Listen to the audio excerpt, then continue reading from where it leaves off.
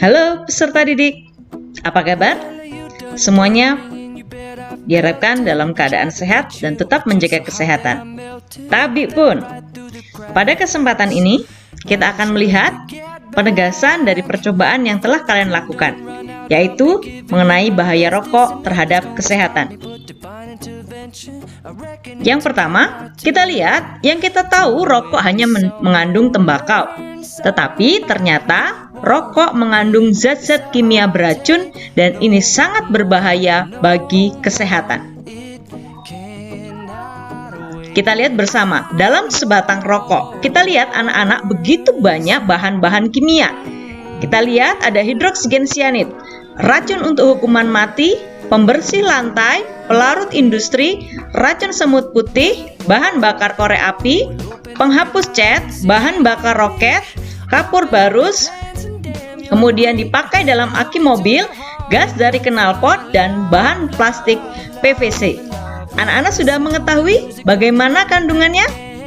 Semuanya adalah zat yang sangat berbahaya bagi tubuh kita. Tidak ada dalam pikiran kalian?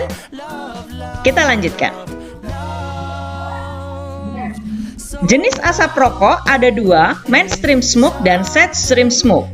Mainstream smoke adalah asap rokok yang dihisap dan dihembuskan kembali oleh perokok. Ini biasanya ketika orang merokok akan menghisap asap dari rokok kemudian dihembuskan kembali, bisa melalui mulut atau melalui hidung. Kemudian side stream smoke adalah asap pembakaran rokok. Jadi ketika dibakar, asap rokok itu akan muncul. Nah, ini yang disebut sebagai side stream smoke. Konsentrasi senyawa side stream smoke lebih besar daripada mainstream smoke. Jadi yang kita hirup yang mana, anak-anak? Ketika kita berada di dekat perokok, ya, side stream smoke. Dan juga mainstream smoke, walaupun kita tidak merokok. Kandungan kimia rokok ada dua fase, yaitu fase gas dan fase tar. Fase gas ada karbon monoksida, hidrosianat, sianogen, aldehid keton, nitrosiamin, dan lain-lain. Sedangkan pada fase tar atau partikulat yaitu uap air, nikotin, dan tar. Kita lihat nikotin dan tar. Nikotin adalah salah satu jenis obat perangsang yang dapat merusak jantung dan sirkulasi darah. Nikotin membuat pemakainya kecanduan. Nah, ini yang menyebabkan orang ketika sudah mencoba rokok maka akan mencoba dan akan lagi dan akan lagi. Kecanduan atau sering kita katakan sebagai zat adiktif. Kemudian tar mengandung bahan kimia yang beracun, merusak sel paru-paru dan menyebabkan kanker. Berikutnya adalah karbon monoksida, yaitu gas beracun yang dapat mengakibatkan berkurangnya kemampuan darah membawa oksigen. Kita bayangkan bagaimana kalau tubuh kita kurang darah dan kesulitan untuk memperoleh oksigen. Nah, anak-anak bisa melihat ini adalah senyawa kimia pada rokok. Bayangkan ya, ada berapa ini? 1, kita lihat 2, 3, 4, 5, 6, 7, 8, 9, 10, 11, 12, 13, 14, 15, 16. Dan itu toksik, silitoksik, karsinogenik, penyebab kanker. Toksik kita tahu pasti berhubungan dengan racun dalam tubuh kita. Lihat, karsinogenik. Mengapa menyebabkan kanker? Karena dalam kandungannya itu memang mengandung bahan yang menyebabkan kanker. Nah, kita lihat ternyata belum berhenti, masih banyak sekali dan itu juga bersifat karsinogenik dan kokarsinogenik. Banyak sekali anak-anak, kalian sudah mengetahui itu, dan itu semua senyawa kimia. Perokok dibedakan menjadi dua, ada perokok aktif dan ada perokok pasif. Kita lihat, perokok aktif itu adalah perokok yang menghisap rokok. Menghisap rokok ya, kemudian dia yang merokok itu disebut sebagai perokok aktif. Sedangkan perokok pasif adalah orang yang tidak merokok tetapi menghisap side stream maupun mainstream akibat perokok yang ada di sebelahnya atau di dekatnya. Nah, kita lihat tipe perilaku perokok. Yang pertama dipengaruhi oleh perasaan positif. bahagia, senang, kemudian merokok begitu ya. Atau dipengaruhi oleh perasaan negatif, frustasi, putus asa, ini juga bisa merokok. Kemudian yang ketiga adalah adiktif. Kita tahu ini menyebabkan kecanduan. Maka adiktif ya, kalau sudah kecanduan pasti sulit untuk berhenti. Kemudian yang keempat adalah kebiasaan. Nah, ini sudah menjadi kebiasaan. Mungkin orang tuamu juga demikian. Setelah makan, merokok. Minum kopi sambil merokok. Itu sudah menjadi kebiasaan. Nah, mengapa sih orang merokok? Dipengaruhi oleh siapa? Nah, kita lihat yang pertama adalah pengaruh orang tua. Melihat bapaknya, papanya, ayahnya merokok, kemudian juga ikut merokok. Padahal itu bukan hal yang baik dan tepat. Yang kedua adalah pengaruh teman. Maka, tidak memilih-milih teman benar, tetapi kita harus tahu bahwa ketika berteman dengan si A atau si B, apakah saya menjadi lebih baik atau tidak. Ya, maka teman itu juga mempengaruhi. Kadang-kadang ketika bertemu, berkumpul bersama, dikatakan, wah yang nggak merokok banci misalnya, yang tidak merokok seperti waria gitu ya. Padahal kita lihat nanti yang sebenarnya tidak laki-laki sejati itu siapa. Kita lihat ya. Kemudian faktor kepribadian. Bagaimana pribadi seseorang ini juga menentukan bagaimana orang merokok. Kemudian yang keempat adalah pengaruh iklan. Anak-anak pasti tahu pengaruh iklan di televisi itu sering sekali muncul bagaimana iklan-iklan mengenai rokok itu sangat banyak sekali. Kita tahu bahwa jam penayangannya pasti lebih dari jam 9 malam. Anak-anak yang suka nonton film malam atau nonton televisi malam pasti akan melihat ini. Ya, lalu muncul jargon-jargon yang menyebabkan orang berpikir bahwa merokok itu baik. Berikutnya, tempat merokok adalah cerminan pola perilaku perokok. Bila di tempat umum, misalnya smoking area, masih menghargai orang lain, ya. Karena di situ di smoking area semua orang merokok, hisap sendiri, rokok sendiri, dan hirup sendiri asapnya mainstream maupun mainstream. Kemudian di tengah-tengah orang lain, itu menunjukkan orang yang tidak berperasaan, kurang etis dan tidak punya tata krama. Ya, maka boleh kalau di tempat yang umum ketika kita melihat orang merokok mungkin diingatkan secara baik atau kita segera pergi dari dekat orang yang sedang merokok. Berikutnya adalah tempat bersifat pribadi, misalnya di kantor atau kamar tidur pribadi. Individu yang kurang menjaga kesehatan diri dan gelisah. Nah ini ya, gelisah. Kenapa tidak menjaga kebersihan diri? Karena ketika sudah dipakai untuk merokok, itu pasti ruangan di sekitarnya pasti akan berbau rokok, ya. Kemudian ada juga yang suka di toilet. Nah, ini menunjukkan orang yang suka berfantasi atau menghayal, ya. Nah, kita lihat anak-anak, berikutnya adalah 25 jenis penyakit, tapi dikatakan sekurang-kurangnya. Ketika anak-anak merokok, sudah memilih dari 25 penyakit yang ada. Bisa dilihat? Ya, memilih itu, saya yakin setelah kalian mengetahui ini, berpikir ulang untuk mencoba atau mengingatkan juga orang tua mengenai bagaimana bahaya merokok. Lihat, kanker itu menempati urutan pertama mulai dari kandung kemih sampai paru-paru. Kita lihat ya. Nah, ini. Kemudian penyakit saluran pernafasan kronik, kerusakan mata, penyakit gusi. Lihat di sini, stroke, osteoporosis, penyakit jantung, kemandulan, putus haid awal, melahirkan bayi yang cacat, keguguran, mati muda, bronkitis, batuk, penyakit ulcer peptik, emfisema, dan otot lemah. Lihat anak-anak bahwa rokok sangat berpengaruh dalam kesehatan, ya. Walaupun kemarin hanya ketika kalian melakukan percobaan hanya dianggap paru-paru, seperti itu sudah sangat membahayakan. Penyakit yang umum menyerang perokok adalah penyakit kardiovaskuler, kanker, dan chronic obstructive pulmonary disease. Ini berhubungan dengan paru-paru, kemudian impotensi. Impotensi apa? Berhubungan dengan alat reproduksi. Penyakit kardiovaskular, merokok menyebabkan proses pengerasan dan penyempitan arteri terjadi lebih awal dan gumpalan darah terjadi 2-4 kali lebih cepat.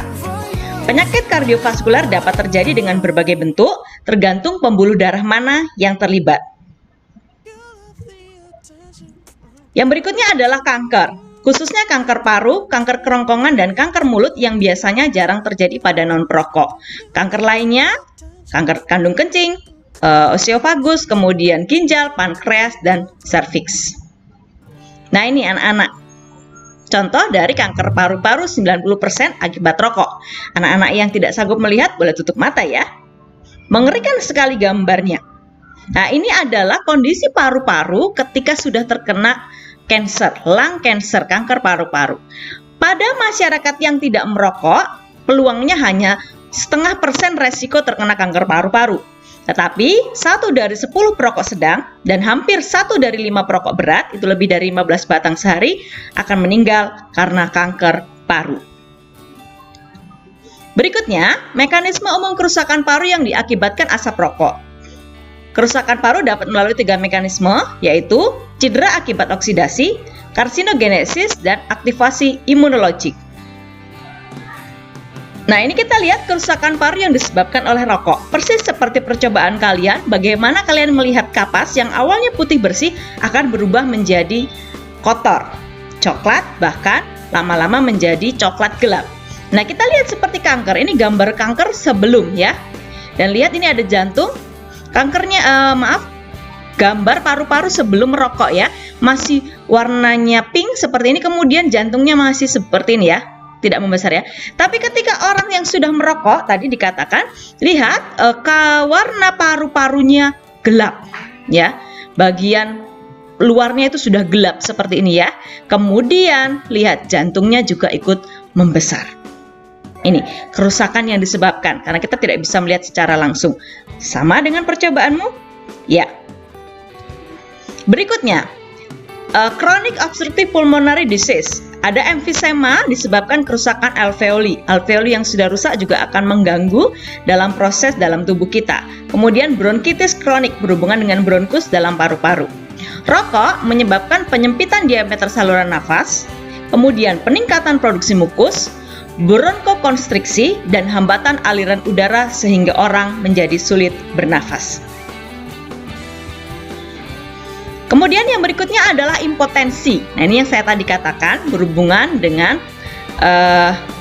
sistem reproduksi manusia. Nanti kalian akan pelajari di kelas 9. Bukan hal yang tabu ya anak-anak kalau kita mempelajari ini, karena ini adalah ilmu pengetahuan. Nikotin dapat menyempitkan arteri yang menuju penis. Kalian tahu penis adalah alat reproduksi pada pria. Mengurangi aliran darah dan tekanan darah menuju penis ya, sehingga terjadi masalah ereksi. Peringatan bahwa rokok telah merusak area lain dari tubuh. Ya, bukan hanya sistem pernafasan tetapi juga sistem reproduksi. Contoh lain adalah kerusakan jantung karena pembuluh darah yang mensuplai jantung itu menjadi menyempit sehingga terjadi stroke dan serangan jantung. Nah, upaya pencegahan merokok di masyarakat ada 4 hal atau 4 komponen sehingga upaya mengurangi penggunaan rokok itu dapat berhasil. Perokok, masyarakat, pemerintah, dan tenaga kesehatan. Tapi yang paling utama adalah perokok. Nah, upaya pencegahannya seperti apa? Yang pertama, kampanye anti merokok. Lingkungan terdekat, keluarga oleh orang tua, lingkungan gaul, kemudian masyarakat. Poster, film, diskusi atau penyuluhan testimonial dari mantan pecandu rokok atau pihak yang kehilangan seseorang akibat rokok. Saya termasuk seseorang yang kehilangan orang yang dicintai akibat rokok. Bapak saya itu meninggal terkena jantung koroner akibat merokok. Perokok berat, walaupun sudah berhenti, tapi ternyata penyakitnya tetap ada. Ya, jadi ini sangat-sangat membekas ya, dan anak-anak ini penting supaya kalian juga bisa mengingatkan orang tua atau orang terdekat yang kalian cintai. Kemudian iklan anti rokok dengan jam penayangan intensif untuk menanding iklan rokok. Iklan rokok banyak, tapi iklan anti rokoknya tidak ada. Pernah suatu saat di televisi ada yang judulnya mengenai Robby, yang tenggorokannya itu berlubang. Ya, tapi sepertinya sekarang sudah tidak ditemukan lagi. Kemudian media melalui sekolah-sekolah, televisi, dan radio. Maka ini sangat penting disampaikan kepada anak-anak sekalian. Kemudian yang berikutnya adalah agama. Untuk menghindari dari ketagihan rokok, yaitu mendekatkan diri kepada Allah, Tuhan yang Maha Esa. Upaya pencegahan merokok di masyarakat berikutnya adalah Berani katakan tidak pada rokok. Jangan pernah coba. Ingat, sekali mencoba akan ketagihan karena merupakan zat adiktif. Jangan mau menjadi perokok pasif ya. Jangan mau di sekitar orang-orang yang merokok. Saya termasuk orang yang sangat menghindari asap rokok. Ya, karena apa? Bukan hanya merugikan perokok, tetapi juga kita yang ada di dekatnya. Jadikan rumah sebagai zona aman asap rokok. Jadi ketika orang tuamu merokok, diingatkan untuk mencari tempat yang terbuka, jangan di dalam rumah. Kenapa? Karena yang menghisap setstream, mainstream itu adalah anggota keluarga. Kemudian untuk di kantor, ini bagi yang sudah memiliki kantor ya, kalian belum ya, maka ada kawasan kerja bebas rokok. Berikutnya adalah mengadakan pelayanan konseling. Nah, konsultasi cara berhenti merokok. Ini ada konsultasinya. Beberapa teman juga pernah mengatakan bahwa ingin berhenti merokok menggantinya dengan permen. Nah, ini ya, ini mungkin bisa. Kemudian menyibukkan diri. Nah, ini anak-anak ya, ke hal-hal yang positif tentunya, bukan yang negatif. Organisasi, olahraga, dan aktivitas lain. Kemudian bimbingan kontinu terhadap pecandu rokok untuk terapi. Nah, ini ya, berhenti merokok dan penanaman prinsip rokok menyebabkan kemiskinan. Loh, kok kemiskinan, Bu? Bisa jadi. Ya, sekarang harga rokok berapa? Kita anggap harga rokok 10.000. Betul? Satu hari habis satu bungkus, maka satu hari 10.000. Satu bulan 300.000. Karena kalikan 30. Satu tahun adalah 3.600.000. Kalau 3 tahun, kalau 4 tahun, bahkan 10 tahun sudah 36 juta. Bagaimana? Bisa membeli sepeda motor atau sepeda yang sekarang ini sedang ngetren, begitu ya. Nah, berikutnya regulasi. Indonesia tertinggal jauh dari negara-negara tetangga. Thailand itu melarang iklan rokok di media cetak maupun elektronik. Singapura iklan rokok dilarang sama sekali, dan Myanmar itu menetapkan pajak yang tinggi. Maka kebijakan pemerintah Indonesia itu revisi dari tahun 1999 menjadi tahun 2003, pengamanan rokok bagi kesehatan itu menunjukkan kurangnya komitmen pemerintah terhadap kesehatan masyarakat. Nah, ini masih ya. Mengapa? Nah, menurut lembaga M3 atau menanggulangi masalah merokok, kadar nikotin dalam setiap batang di wilayah Indonesia tidak boleh melebihi 1,5 mg dan kadar kandungan tar maksimal 20 mg. Tetapi ternyata tidak adanya batas kandungan tar dan nikotin dalam rokok. Kemudian ini yang baik di Kota Bandung ya. Jadi ada larangan bagi warganya untuk merokok di tempat publik, dan ketika itu melanggar maka mendapatkan sanksi denda sebanyak 5 juta rupiah. Tapi ini yang menjadi kebiasaan buruk dan harus kita tinggalkan. Peraturan tampak dibuat untuk dilanggar, padahal seharusnya peraturan dibuat untuk dilaksanakan. Kesimpulannya, rokok menyebabkan pemborosan, kemiskinan.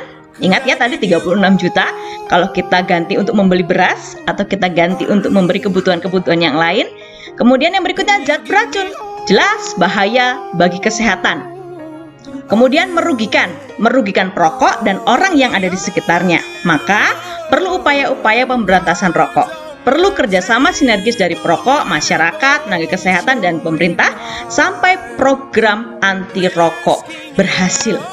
Ya, segeralah berhenti merokok bagi yang sudah pernah merasakan, dan yang belum, jangan pernah mencoba-coba walaupun itu hanya satu kali.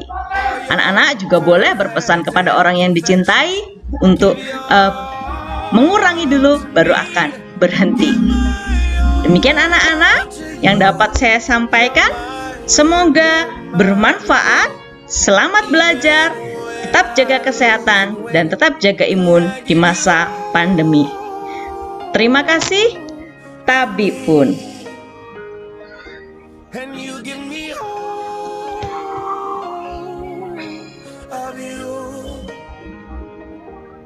I give you